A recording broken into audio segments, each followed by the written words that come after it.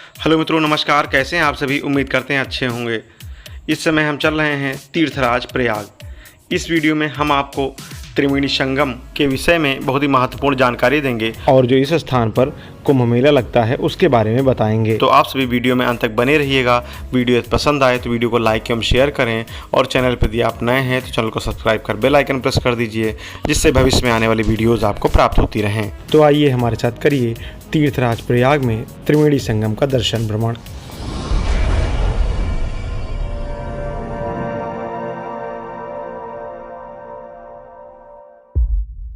हिंदू परंपरा में त्रिवेणी संगम 3 नदियों का संगम है, जो एक पवित्र स्थान भी है। कहा जाता है कि यहाँ स्नान करने से व्यक्ति के सभी पाप धुल जाते हैं और पुनर्जन्म के चक्र से भी मुक्त हो जाता है। प्रयागराज में त्रिवेणी संगम गंगा, यमुना और अदृश्य सरस्वती का संगम है। त्रिवेणी संगम पर गंगा और यमुना को उनके अलग अलग रंगों से पहचाना जा सकता है। गंगा का पानी साफ है, जबकि यमुना का रंग हरा है। तीसरी नदी पौराणिक सरस्वती को अदृश्य कहा जाता है। ऋग्वेद में 2 नदियों के संगम की शुभता का उल्लेख किया गया है, जिसमें कहा गया है जो लोग उस स्थान पर स्नान करते हैं जहां सफ़ेद और काली 2 नदियां एक साथ बहती हैं, वे स्वर्ग की ओर उठती हैं। जय गंगा मैया की। त्रिवेणी संगम धार्मिक महत्व का स्थान और प्रत्येक 12 वर्ष में आयोजित होने वाले ऐतिहासिक कुंभ मेले के स्थलों में से एक है। हम पहुंच रहे हैं संगम तट पर और जो क्षेत्र आपको दिखाई दे रहा है ये कुंभ मेले का पूरा क्षेत्र है। जिस समय में यहाँ पर कुंभ लगता है उस समय यहाँ पर तरह तरह की दुकानें और पंडाल लगे रहते हैं। कुंभ का शाब्दिक अर्थ घड़ा, सुराही या बर्तन है। ये वैदिक ग्रंथों में पाया जाता है। इसका अर्थ अक्सर पानी के विषय में या पौराणिक कथाओं में अमरता या अमृत में बताया जाता है। मेला शब्द का अर्थ है किसी एक स्थान पर मिलना, एक साथ चलना, सभा में या फिर विशेष रूप से सामुदायिक उत्सव में उपस्थित होना। यह शब्द ऋग्वेद और अन्य प्राचीन हिंदू ग्रंथों में भी पाया जाता है। इस प्रकार कुंभ मेले का अर्थ है अमरत्व का मेला। इस समय गर्मी का मौसम है तो इसलिए नदियाँ काफ़ी नीचे उतर चुकी हैं। तो हम लोग जहाँ पर संगम है उसी स्थान पर चल रहे हैं और जिस रोड पे हम चल रहे हैं ये रोड नहीं है, ये लोहे के पटरे नीचे डाले गए हैं, उसी के ऊपर हम गाड़ी ले चल रहे हैं।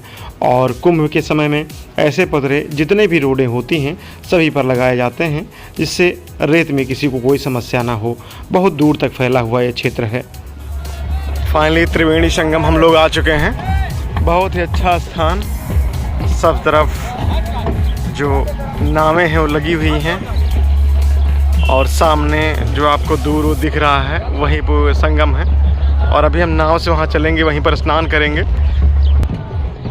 नदी के दोनों किनारों पे जो डब्बे बेचने वाले या पूजा पाठ की सामग्री बेचने वाले रहते हैं और पंडा लोगों के जो झोपड़ी हैं वो बनी रहती हैं, उस साइड में भी हैं। और यहाँ पे लोग दान पुण्य करने के लिए, पिंडदान के लिए और पूजा पाठ के लिए आते हैं। तो सबका अलग अलग चार्ज है।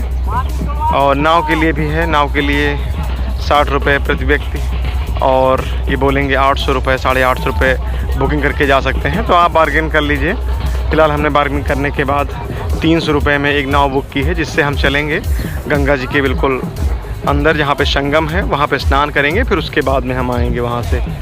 तो आपसे वीडियो में अंत तक बने रहिएगा। वीडियो पसंद आए तो वीडियो को लाइक एवं शेयर करें और चैनल पर यदि आप नए हैं तो चैनल को सब्सक्राइब कर बेल आइकन प्रेस कर दीजिए, जिससे भविष्य में आने वाली वीडियोज़ आपको प्राप्त होती रहें और हमारे मनोबल में वृद्धि हो। तो चलिए आइए हमारे साथ त्रिवेणी संगम का पूरा आनंद लीजिए।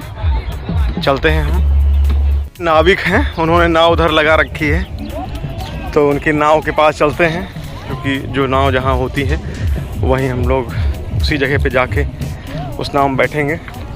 और सबका अपना अपना क्षेत्र फिक्स है। और सामने जो आपको ये बुरी धारा दिख रही है, यमुना जी की धारा है। और गंगा जी की धारा ये लेफ़्ट हैंड साइड से पीछे से आती है। उसको भी जब संगम पे चलेंगे तब दिखाएंगे। और बीच में ये संगम है। तो फिलहाल नाव हमारी ये है और कान्हा जी भी हमारे बिल्कुल मस्ती करते हुए रेत में खेलते हुए आगे बढ़ रहे हैं। और ये है हमारी नाव। इन्होंने इसमें छा करके भी रखा है इसको।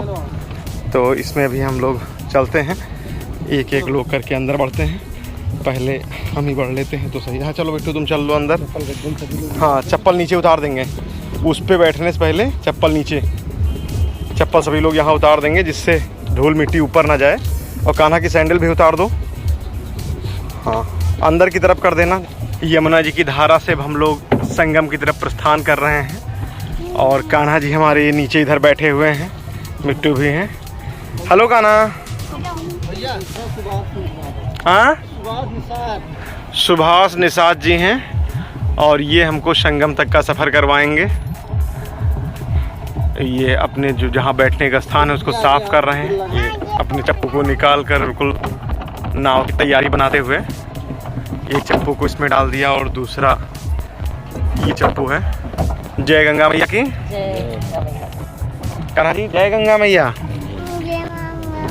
जय माँ गंगा। वाह भाई वाह, बहुत सुंदर।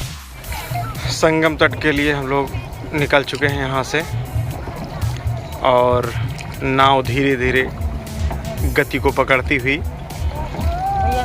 देखो उधर है। सामने से एक दूसरी नाव आई तो अपनी दिशा को परिवर्तित करते हुए नाविक महोदय, सामने ही संगम तट है जहाँ पर 3 नदियाँ गंगा, यमुना और अदृश्य सरस्वती का मिलन होता है। बहुत ही पुण्य स्थल है, हिंदू धर्म में विशेष मान्यता है। यहाँ के स्नान का और उसके बाद दान का विशेष महत्व है। वीडियो में आगे बढ़ने से पूर्व हम आपको कुंभ पर्व के आयोजन के विषय में जो कथाएं प्रचलित हैं उनको बता देते हैं, जिनमें से सर्वाधिक मान्य कथा देव दानवों द्वारा समुद्र मंथन से प्राप्त अमृत कलश से अमृत बूंदों के गिरने को लेकर है।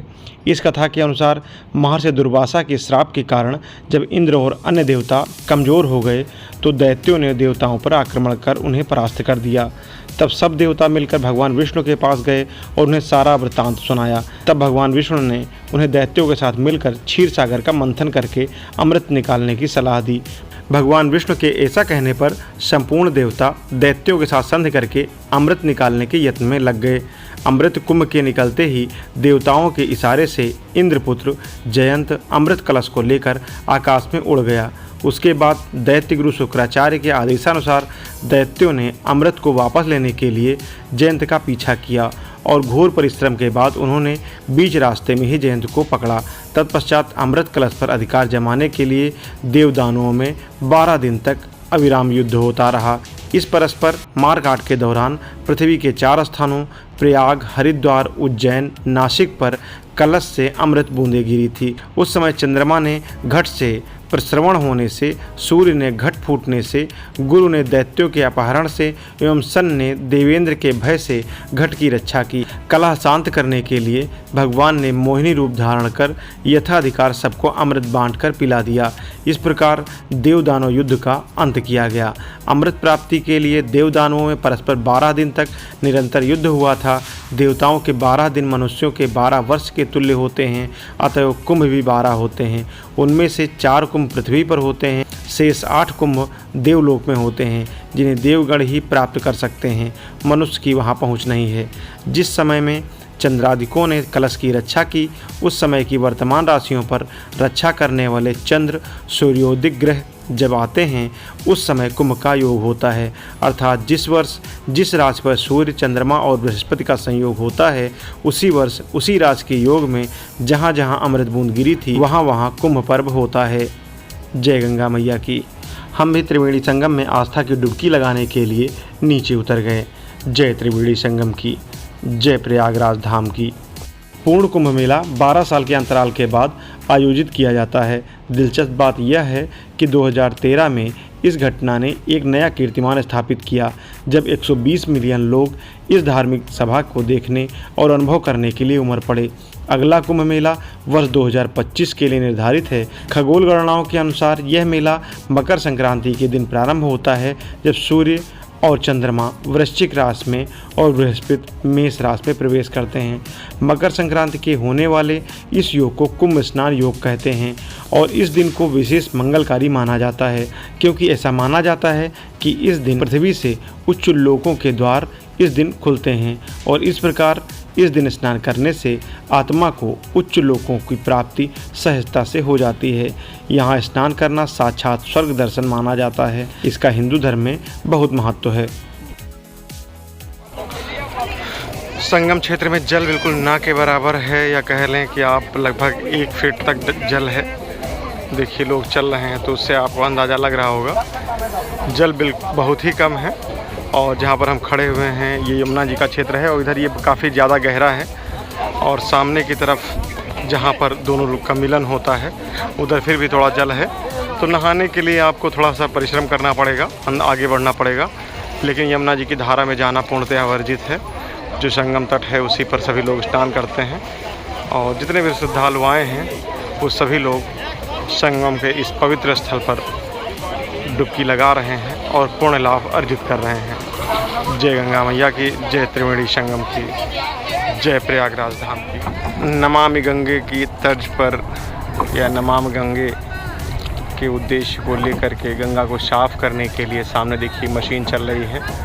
जो लोग संगम तट पर पन्नियाँ, नारियल, कुछ और थर्माकोल की प्लेट जो डालते हैं उसको ये मशीन निकाल लेती है। ये अनवरत यहाँ पर चलती रहती है जिससे इस तट को स्वच्छ रखा जाए।